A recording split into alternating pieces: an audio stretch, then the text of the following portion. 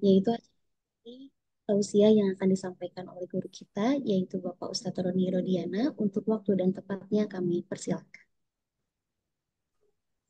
Baik, terima kasih Teh Nada Septia. Bismillahirrahmanirrahim. Assalamualaikum warahmatullahi wabarakatuh. Waalaikumsalam warahmatullahi wabarakatuh. Alhamdulillahilladzi an'amana bi ni'matil imani wal Islam. Wassalatu wassalam ala sayyidina Muhammadin khairil anam wa ala alihi wa ashabihil kiram. Ashhadu an la ilaha illallahul malikul qudusus salam wa ashhadu anna sayyidana wa habibana Muhammadan abduhu wa rasuluhu sahibus sarafi wal ihtiram. Amma ba'd, faya ibadallah ittaqullah haqqa tuqatih wa la tamutunna illa wa antum muslimun. Amma ba'd, ibadur rahman fa inni usikum wa nafsi bitaqwallahil manan. Segala puji dan syukur senantiasa kita panjatkan kepada Allah Subhanahu wa taala atas segala nikmat yang telah Allah berikan kepada kita, terutama nikmat iman, Islam, dan ihsan. Salawat dan salam senantiasa terlimpah curahkan kepada junjungan kita yakni Nabi Muhammad Sallallahu Alaihi Wasallam, kepada keluarganya, para sahabatnya, para tabi'in, tabi'ut tabi'innya, kepada umatnya sampai akhir zaman, dan semoga kelak kita mendapatkan syafaatul uzma. Amin ya Allah ya Rabbal Alamin. Pada kesempatan yang berbahagia ini, Alhamdulillah saya bisa bertemu walaupun hanya melalui Zoom ini dengan Mabruk Tour. Ya, Alhamdulillah di sini mungkin telah hadir eh, pengurus yayasan, jajaran direksi, jajaran staf dan lain sebagainya, juga jamaah dari Mabruk Mabruk Tour ya. Mudah-mudahan Allah Subhanahu wa taala senantiasa memberikan rahmat, ampunan dan kebahagiaan kepada kita semua. Bagaimana kabar Bapak Ibu semua? Sehat? Alhamdulillah Ustadz sehat baik. Alhamdulillah. Ini Pak Supri dari jajaran Mabruk Tour ya? Ya Ustadz. Alhamdulillah. Salam silaturahmi Pak Supri ya. Sami-sami Ustadz. Alhamdulillah. Baik, Bapak dan Ibu, Bapak semuanya, Ibu semua, pada kesempatan ini mohon izin saya ingin share screen ya terkait materi yang akan disampaikan. Kenapa mengambil keutamaan bulan Dzulhijjah padahal sekarang masih bulan Dzulqa'dah tanggal 23. Ini kan persiapan. Sehingga akhirnya apa saja sih harus kita isi di bulan Dzulhijjah ini? Sehingga kita harapannya menjadi seorang manusia yang ingin lebih dekat, lebih kenal lagi dengan Allah Subhanahu wa taala. Kita ingin mengisi di setiap detik, menit dan jamnya itu dengan peribadahan kepada Allah. Sebagaimana Allah Subhanahu wa taala ya, tujuan menciptakan kita wama khalaqtul jinna wal insa illa liya'budun. Dan tidaklah kami menciptakan jin dan manusia kecuali adalah untuk beribadah kepadaku. Mudah-mudahan harapan kita dengan dibahasnya nanti materi tentang keutamaan Dzulhijjah ini menjadi spirit bagi kita untuk mengisi setiap waktu yang telah Allah berikan dengan kegiatan-kegiatan yang akan menghantarkan kita untuk lebih kenal, lebih dekat, dan lebih tahu lagi kepada Allah. Dialah Allah yang menciptakan kita, yang membuat kita hidup saat ini, yang memelihara kita, dan yang kelak nanti akan mewafatkan kita. Baik, saya tampilkan materinya.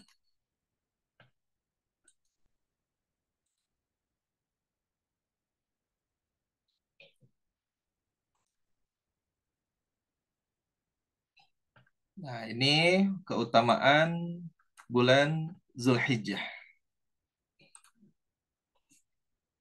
Sudah terlihat di layar? Sudah, Ustaz. Alhamdulillah.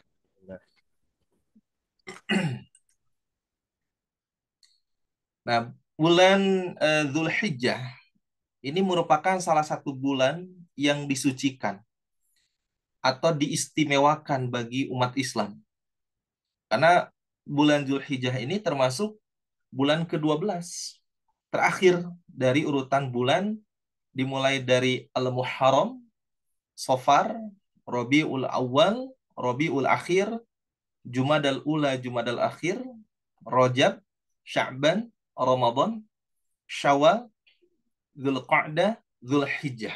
Ini termasuk bulan yang ke-12. Ini Dzulhijjah.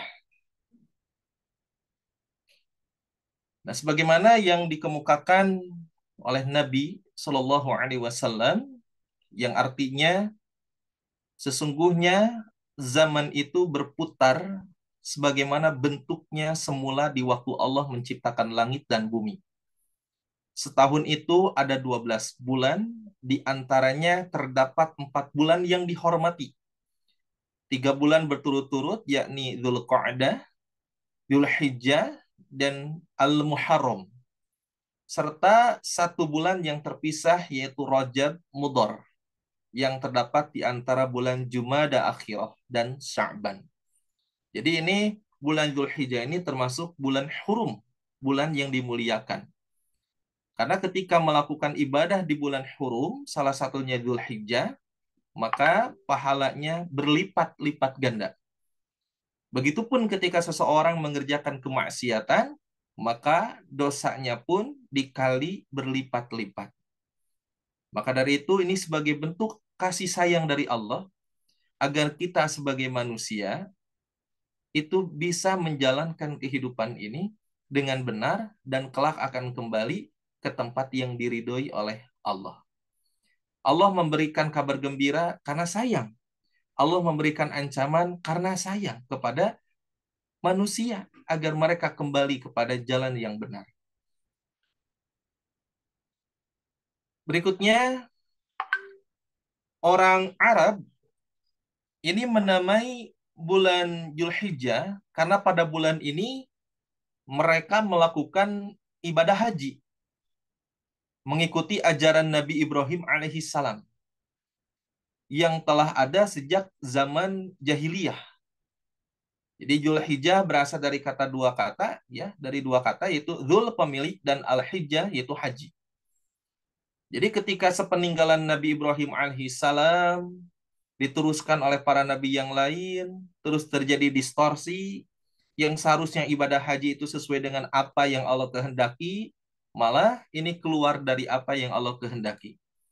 Maka Allah Subhanahu wa taala mengutus Nabi Muhammad SAW yaitu untuk menyempurnakan akhlak yang tadinya bagus menjadi karena distorsi jadi harus bagus lagi, yaitu dengan diutusnya Nabi Muhammad SAW. Dikembalikan lagi sebagaimana yang seharusnya dalam peribadahan haji.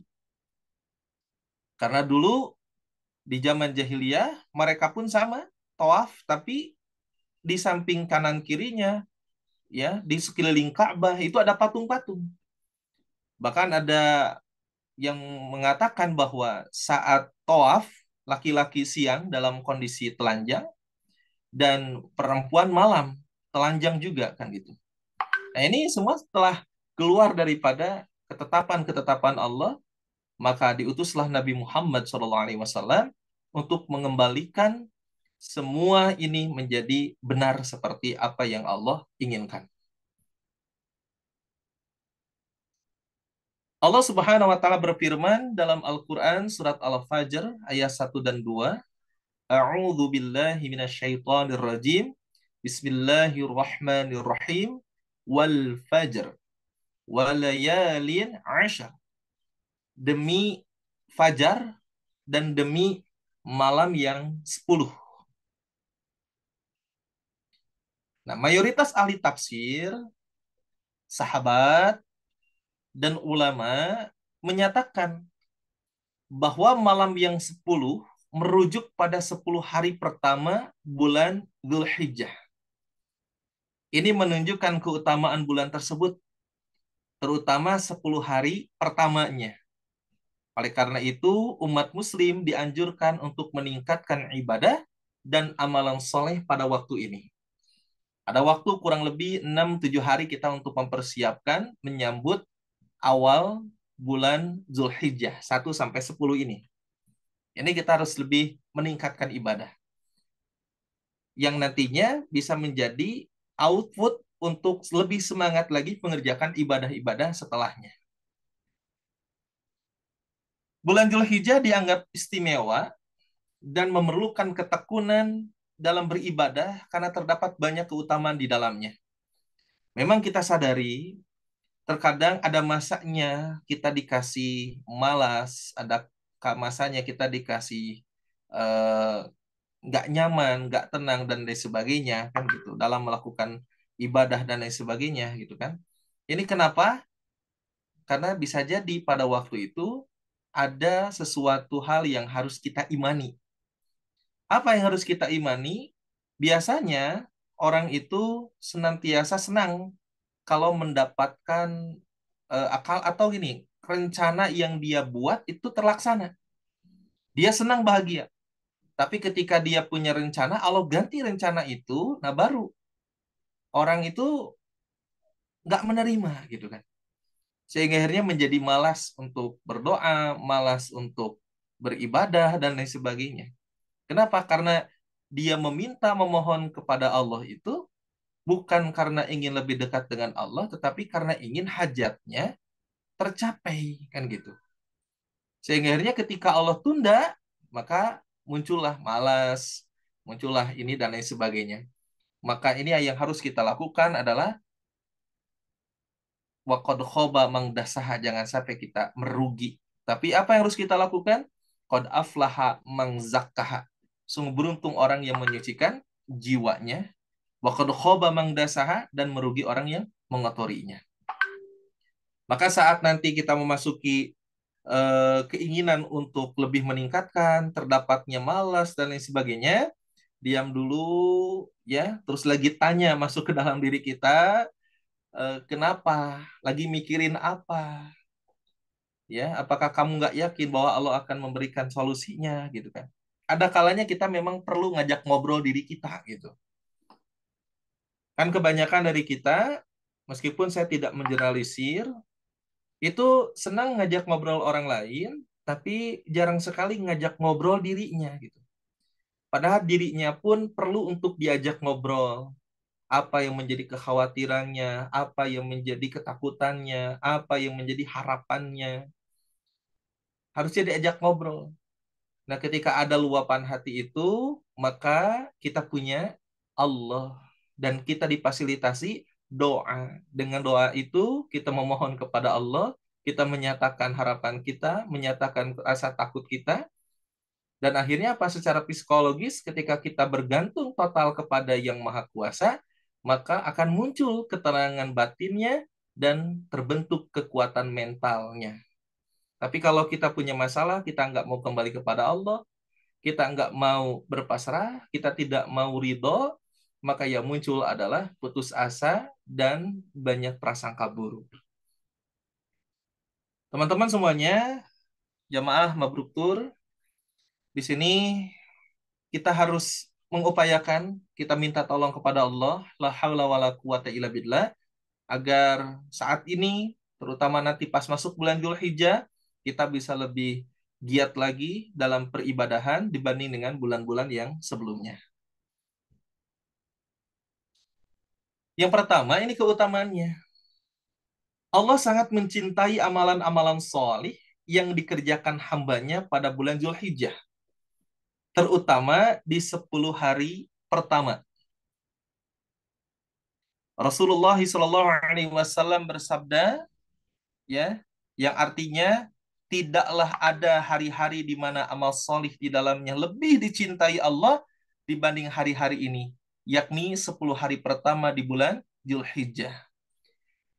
Lalu para sahabat berkata, tidak juga jihad di jalan Allah, wahai Rasulullah? Rasulullah menjawab, tidak juga jihad di jalan Allah, kecuali orang yang keluar untuk berjihad dengan diri dan hartanya, kemudian semuanya itu tidak kembali lagi, yakni mati syahid. Ini subhanallah. Maka kita manfaatkan 10 nanti pas masuk tanggal 1 Zulhijjah. Nah, di sanalah kita sudah harus minta tolong sama Allah. La haula wala quwata illa billah. Ya Allah, tiada daya, tiada upaya kecuali Engkau yang kasih. Kita minta kepada Allah, ya Allah, berikan kemampuan, berikan daya, berikan upaya kepada hamba untuk bisa menjalankan perintah-perintah-Mu, ya Allah. Dan kita pun minta kepada Allah, ya Allah, berikan daya dan upaya kepada hamba agar hamba bisa menjauhkan diri dari apa-apa yang Kau haramkan, ya Allah. Berikutnya, yang kedua, di sini dikatakan bahwa Zulhijjah merupakan bulan berkumpulnya ibadah-ibadah yang utama. Ya, ini berkumpulnya ibadah-ibadah yang utama. Dalam Fathul Bari, Ibnu Hajar Al-Asqalani pernah menyampaikan bahwa sebab yang jelas tentang keistimewaan 10 hari bulan Zulhijjah adalah karena pada hari tersebut merupakan waktu berkumpulnya ibadah-ibadah utama, yaitu sholat, puasa, sodako, dan haji. Dan itu tidak ada di hari-hari selainnya. Ya, ini mudah-mudahan nih Mabruk Tour yang menjadi fasilitas untuk jamaah Indonesia khususnya bisa pergi ke tanah suci, ya. Mudah-mudahan Allah Subhanahu wa taala terus membimbing niat lurus dari manajemennya, dari yayasannya, dari tim direksinya, dari stafnya, ya. Semoga terus dijaga niatnya bahwa keinginannya adalah bagaimana caranya agar hamba-hamba Allah, terkhusus yang ada di Indonesia, terkhusus yang ada di Jawa Barat, itu bisa menunaikan pergi ke tanah suci, baik umrohnya, baik hajinya, sehingga akhirnya bisa menghantarkan jamaah-jamaah itu untuk bisa lebih dekat lagi dengan pemilik bumi dan langit serta yang ada di keduanya. Kita doakan mudah-mudahan terus sukses, terus maju, dan semoga Allah Subhanahu wa taala terus membimbing langkah-langkahnya sehingga akhirnya terus lurus niatnya karena semata-mata karena Allah Subhanahu wa taala. Amin insyaallah. Yang ketiga, Zulhijjah merupakan bulan yang pahala amalnya tidak pernah berkurang dan bahkan dilipat gandakan ini. Dan bahkan dilipat gandakan. Hal ini sesuai dengan sabda Rasulullah SAW yang artinya ada 2 bulan yang pahala amalnya tidak pernah berkurang. Kedua bulan itu adalah bulan Id, bulan Ramadan, dan bulan Zulhijjah. Masya Allah. Ingat, ada 2 bulan yang pahala amalnya tidak pernah berkurang. Kedua bulan itu adalah bulan Id, yaitu bulan Ramadan dan bulan Zulhijjah. Allahu Akbar. Zulhijjah merupakan bulan yang memiliki hari-hari yang khusus. Memiliki hari-hari yang khusus. Bapak dan Ibu, saya nggak bisa ngebayangin gimana bahagianya ya orang-orang yang pernah berkumpul di sini ya untuk puncaknya haji nanti. Ya, mereka ya Allah ya Karim ya. Mereka jauh-jauh gitu kan dari tanah kelahirannya, mengeluarkan biaya yang banyak, meninggalkan anak-anaknya, kalau sendiri meninggalkan pasangannya, meninggalkan pekerjaannya, meninggalkan aktivitas keduniawiannya, hanya satu yang dituju, labbaik Allahumma labbaik, labbaik la syarika laka labbaik, innal hamda wa ni'mata laka wal mulk la syarika lak. Datang menuju panggilan Allah, datang menuju panggilan Allah. Ini kalau kita maknai dengan benar, maka setiap kita pasti akan kembali kepada Allah. Begitupun nanti kelak kita akan dipanggil oleh Allah, ada panggilan adzan untuk sholat, ada panggilan haji, ada panggilan kematian. Kalau kita membiasakan diri kembali kepada Allah, dimanapun, kapanpun kita berada, insya Allah semoga kita termasuk orang-orang yang diwafatkan, sedangkan kita dalam kondisi sudah mengenal Tuhan kita, sudah mengenal siapa yang kita sembah, sudah mengenal siapa yang memberikan kenikmatan kepada kita ini, yakni Allahu Azza wa Jalla. Dan di bulan Zulhijjah ini merupakan bulan yang memiliki hari-hari yang khusus yang menghantarkan kita untuk lebih sadar lagi kepada siapa kita harus berkorban, kepada siapa kita harus menyerahkan diri, kepada siapa kita harus memohon dan meminta, yakni kepada Allah. Di dalamnya ada kisah Nabi Ibrahim alaihissalam dengan Nabi Ismail alaihissalam yang kita kenal bagaimana sejarah mereka. Ya, Nabi Ibrahim rela ditinggalkan ya oleh anaknya dengan perintah Allah ya. Jauh kan jaraknya. Nabi Ibrahim alaihissalam ada di mana? Palestina gitu kan ya. Sedangkan Nabi Ismail ada di Arab, Jazirah Arab gitu kan. Itu sangat sangat jauh sekali kan gitu. Sangat jauh jaraknya itu. Belum lagi ketika udah besar gitu kan, ada perintah untuk menyembelih ya, ada perintah untuk menyembelih Nabi Ismail. Yang satu ayahnya Soli, yang satu lagi anaknya Soli. Sehingga akhirnya Allah Subhanahu wa taala ya meloloskan ujian-ujian yang telah diberikan Allah kepada mereka berdua dan mereka termasuk orang-orang yang sabar. Itulah terjadi di bulan Dzulhijjah. Yang pertama ada hari Tarwiyah, jatuh pada tanggal 8 Dzulhijjah. Beberapa pendapat menyatakan bahwa Tarwiyah berasal dari kata arohiyah, arawiyah, yang artinya berpikir atau merenung.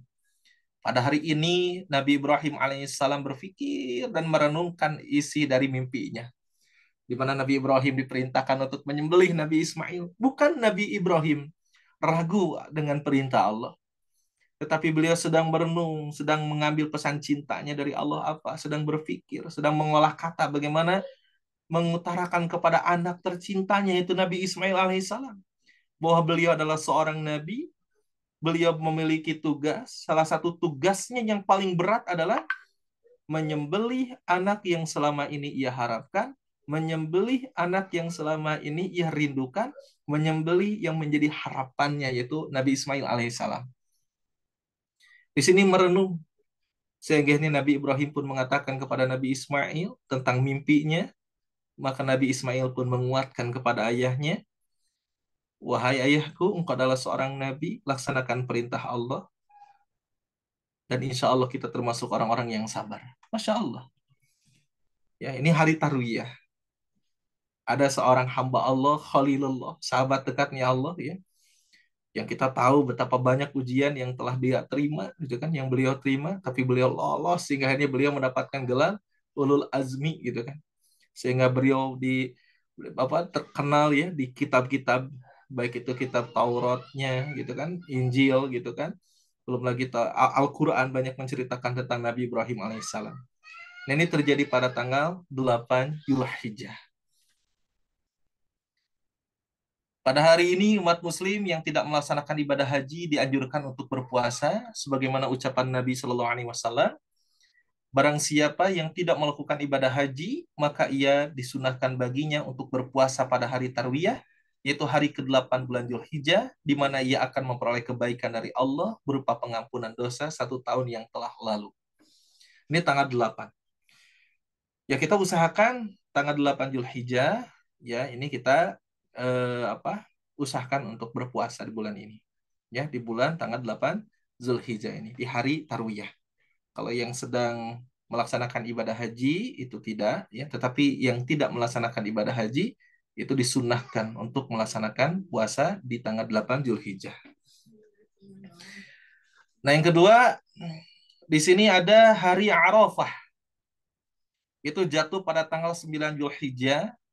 Dinamakan hari Arafah karena pada tanggal 9 Dzulhijjah para jamaah haji melaksanakan wukuf di padang Arafah. Dan pada hari tersebut umat muslim yang tidak sedang melaksanakan ibadah haji juga dianjurkan untuk berpuasa. Ya, ini tanggal 9 Dzulhijjah ini puasa Arafah. Ya Allah ya Karim ya, itu di padang Arafah ya, itu sangat luas sekali gitu kan. Di sini orang-orang yang sedang melaksanakan haji sedang wukuf itu kan, berangkat subuh gitu kan.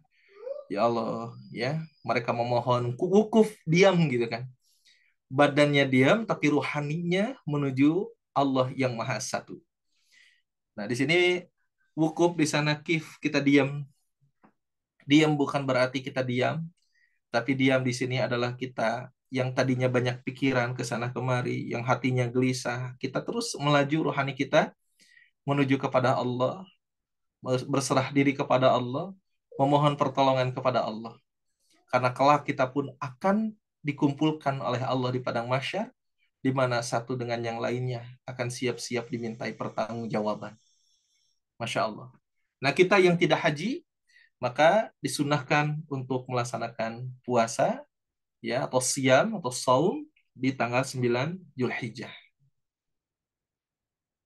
Dari Siti Aisyah radhiyallahu anha, ia berkata Rasulullah sallallahu alaihi wasallam bersabda yang artinya tidak ada hari yang Allah lebih banyak membebaskan hambanya dari azab neraka daripada hari Arafah.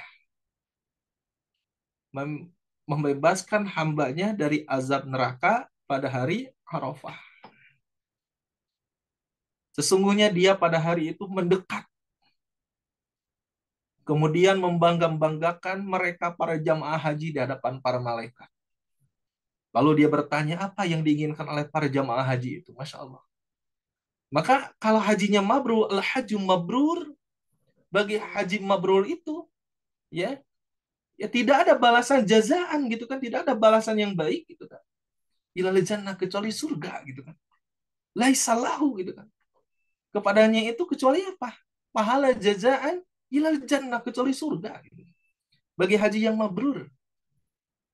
Haji yang mabrur itu dia perhatikan sebelum dia berangkat, dia perhatikan. Ketika sampai di tanah suci dia perhatikan. Ketika beres dari haji dia perhatikan lisannya, pikirannya, telinganya, badannya, dan lain sebagainya.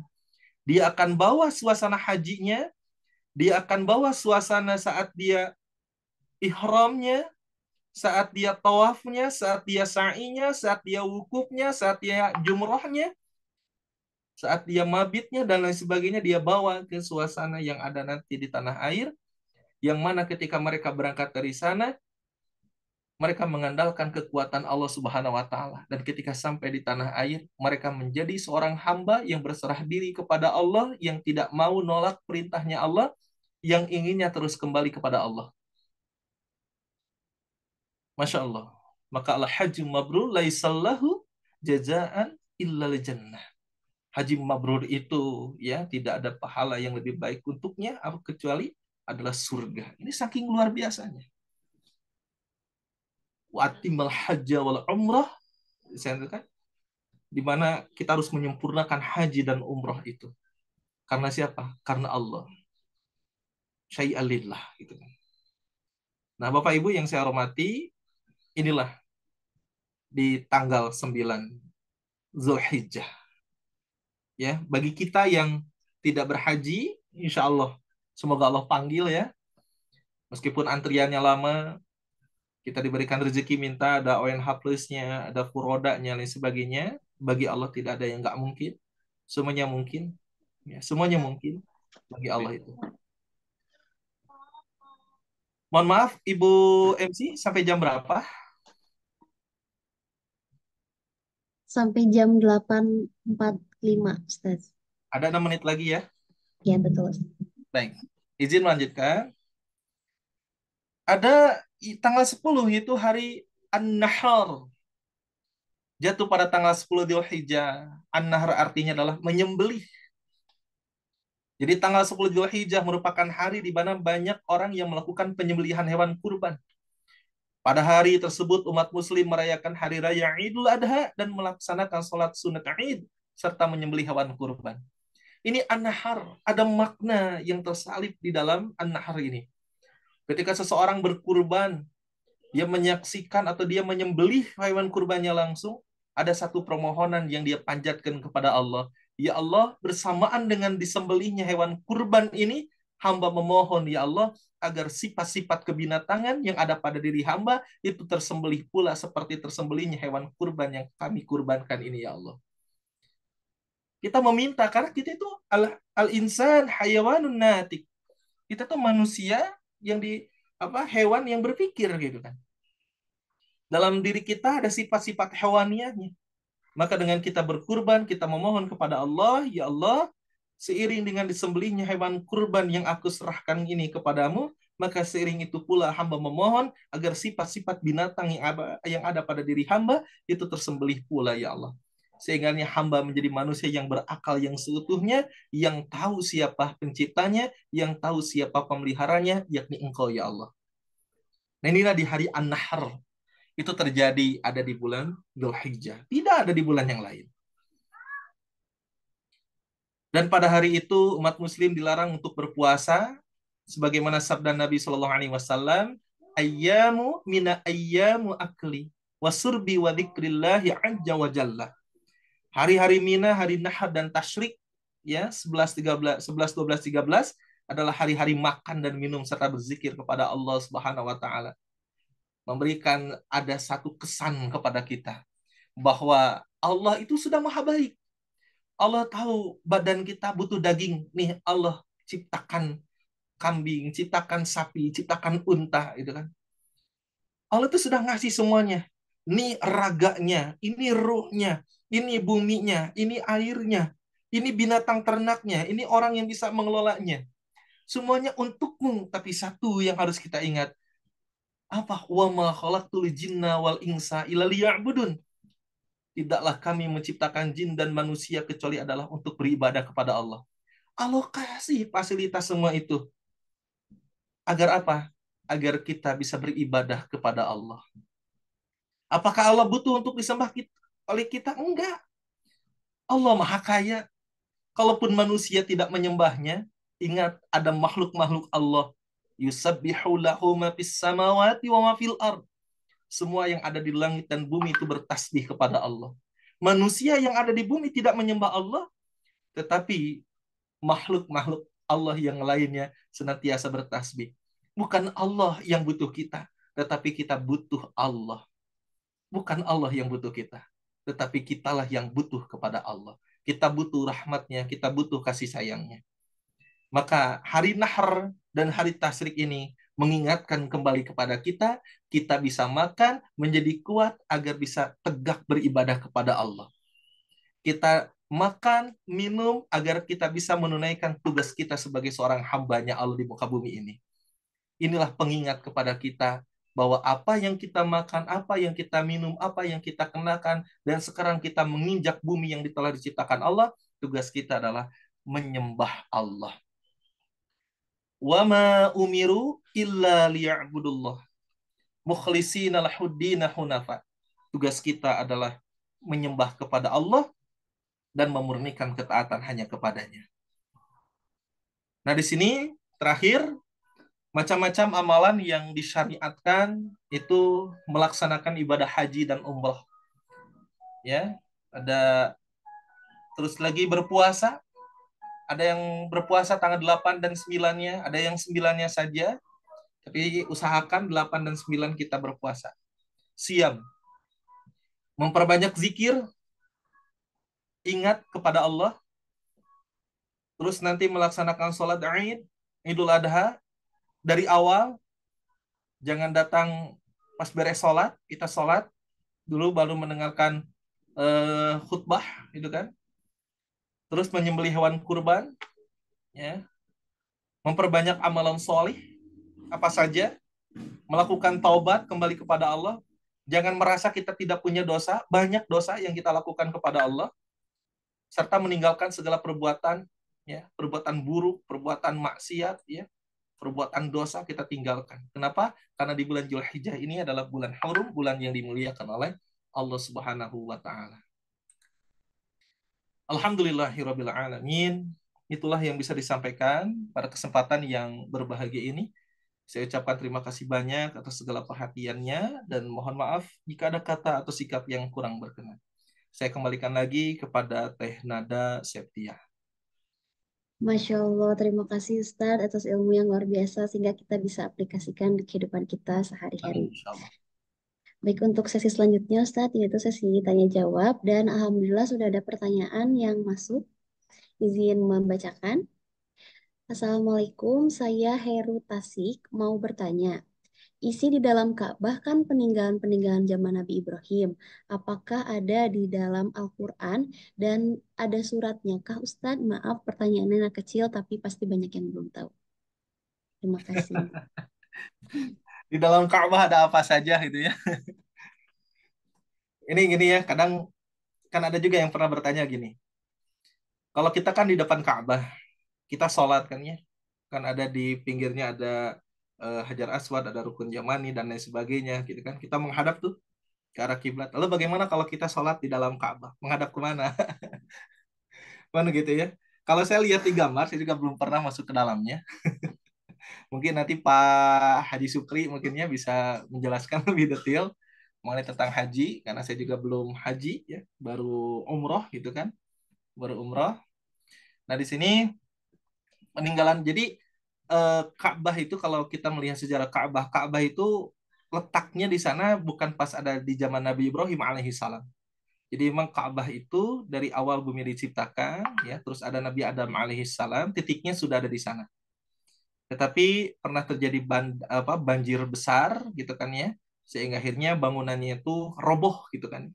Nah, maka Nabi Ibrahim alaihissalam ya lahir ke dunia dengan melewati berbagai macam ujian dan cobaan, tumbuh menjadi seorang pemuda, tumbuh menjadi seorang ayah, sehingga akhirnya memiliki anak, yaitu Nabi Ismail alaihissalam, dan ketika itu Nabi Ibrahim diperintahkan oleh Allah untuk apa? Untuk membangun kembali rumah Allah. Baitul Atiq. Jadi rumah yang kuno ya, dalam artian penyembah apa rumah tua gitu kan ya. Baitul Atiq kan gitu. Nah, dibangun kembali itu. Nah, batu-batu dan lain sebagainya gitu. Tapi terjadi banjir lagi dan setiap tahun itu di adanya renovasi-renovasi dan lain sebagainya. Termasuk pernah juga dirombak juga ya patung-patung yang ada di dalamnya, yang ada di luarnya itu terus berkembang peninggalan-peninggalan seperti itu. Tapi adapun titiknya itu tetap di sana, gitu kan? Nah, ini mungkin saya mengenai tentang sejarah Ka'bah tidak bisa detail ya menjelaskannya. Mungkin nanti bisa dibantu dengan para pembimbing haji dan umroh tentang Baitul Atiq atau Ka'bah itu. Tapi yang pasti di dalam Al-Qur'an disebutkan falyabudu rabb hadzal bait. Maka sembahlah Tuhan pemilik rumah ini gitu kan. Falyabudu rabb hadzal bait. Jadi yang kita agungkan bukan Ka'bahnya, tetapi yang kita agungkan adalah Allah pemilik rumah ini gitu kan. Nah, seperti itu mungkin Pak Heru ya. Mohon maaf jika ada pertanyaannya kurang dijawab memuaskan. Begitu, Teh Nada. Baik, terima kasih Ustadz. Ada lagi pertanyaan dari sahabat Mabuk. Ustadz, apabila kita berniat berkurban namun belum akikah, apakah sebaiknya kita akikah dahulu atau boleh langsung berkurban? Terima kasih Ustadz. Nah, kalau akikah itu adalah untuk orang tua ya, dari orang tua untuk anaknya kan ya. Nah, kalau sekiranya saya dulu belum diakikahin gitu kan sama orang tua, saya mau akikah sendiri itu juga boleh gitu kan ya. Itu boleh, asal mungkin tidak ada potong rambut saja gitu kan. Karena potong rambut kan sudah ya. Jadi itu akikah. Kita mengakikahkan diri kita sendiri itu boleh, tapi itu adalah hak kita dari orang tua sebetulnya. Hak kita dari orang tua. Nah, kalau kita memiliki kemampuan, ya apakah kurban dulu, salah satunya kurban atau akikah dulu, sedangkan ini sudah memasuki bulan Dzulhijjah, ya kita kurban dulu. Karena memang untuk akikah itu adalah tugas orang tua untuk anaknya, bukan tugas kita untuk kita. Jadi kurban saja dulu. Nah, kalau ada rezeki lagi dan kita ingin akikah untuk diri kita sendiri, ya kita akikah gitu kan. Seperti itu dan ada ya. Jadi kurban dulu saja. Karena tadi ekah itu adalah orang tua untuk anaknya. Begitu. Baik, terima kasih Ustadz.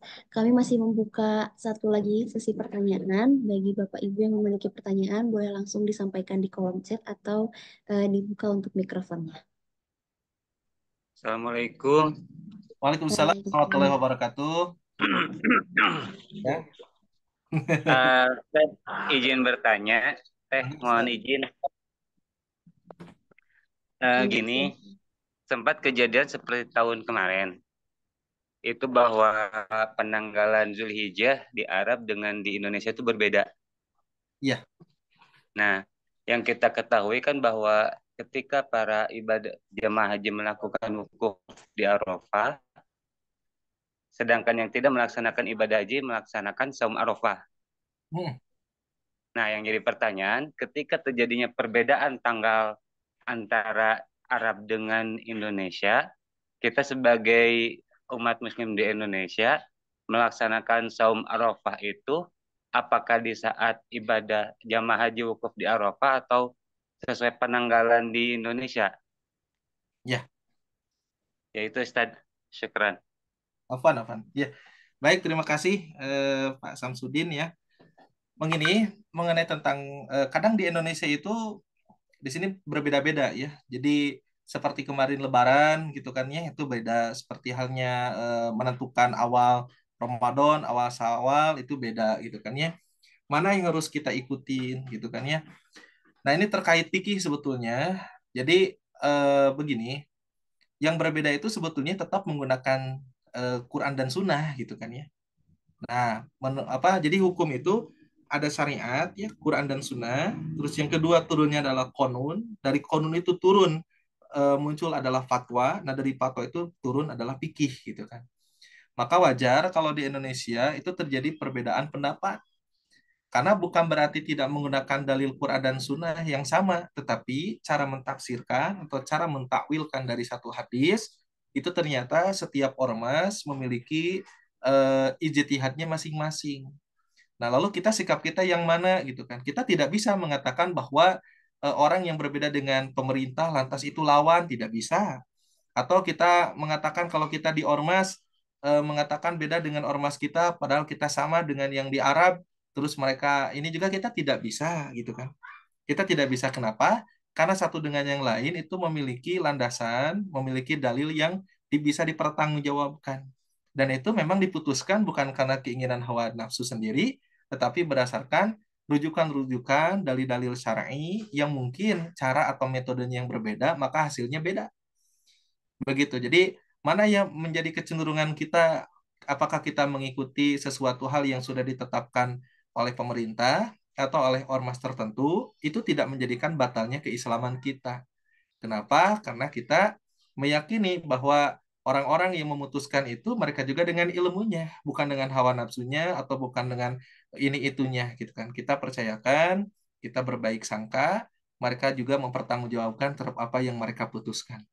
Inilah, maka dari itu kebenaran adalah milik Allah dan kita harus tahu ya bahwa yang beda itu sebetulnya bukan salah paham tapi beda paham gitu kan.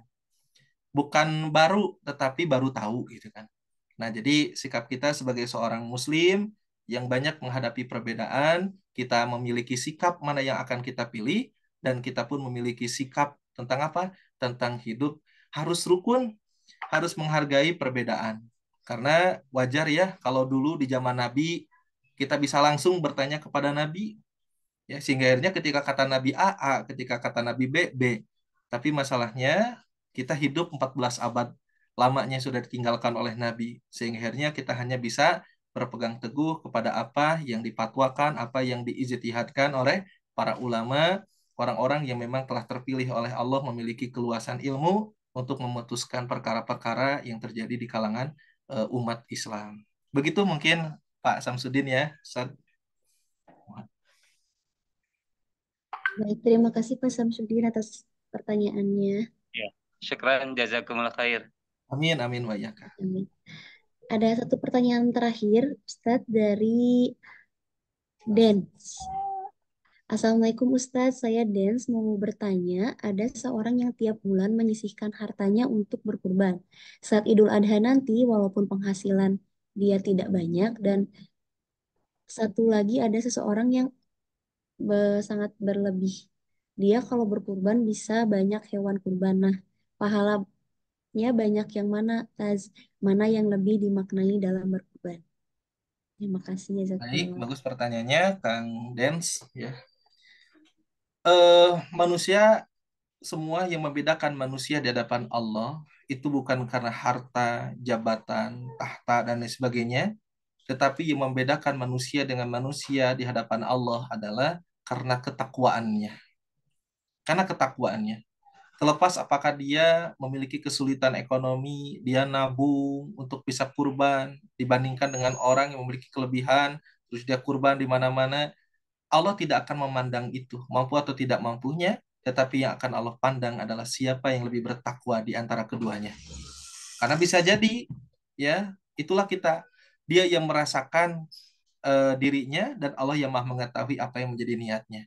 Jadi yang menjadi patokan adalah bukan karena dia berlebihan harta atau kekurangan harta, tetapi yang menjadi patokan yang akan dimuliakan oleh Allah adalah inna akramakum indallahi atqakum. Sesungguhnya manusia itu dimuliakan oleh Allah karena ketakwaannya kepada Allah. Kita telah banyak mendengar cerita bagaimana para sahabat Nabi itu tidak semuanya kaya. Tidak semuanya seperti Abdurrahman bin Auf, tidak semuanya kayak Utsman bin Affan. Ada para sahabat ya yang memiliki kekurangan ekonomi. Bahkan mereka pernah datang kepada Nabi, mereka berlomba-lomba, ya Allah, orang kaya bisa melaksanakan ini, melaksanakan itu gitu kan. Bisa ini, bisa itu kan gitu. Sedangkan kami tidak bisa melaksanakan apa yang mereka lakukan gitu kan. Mereka bertanya seperti itu bukan karena mereka benci, tetapi mereka ingin mengejar ketertinggalan mereka.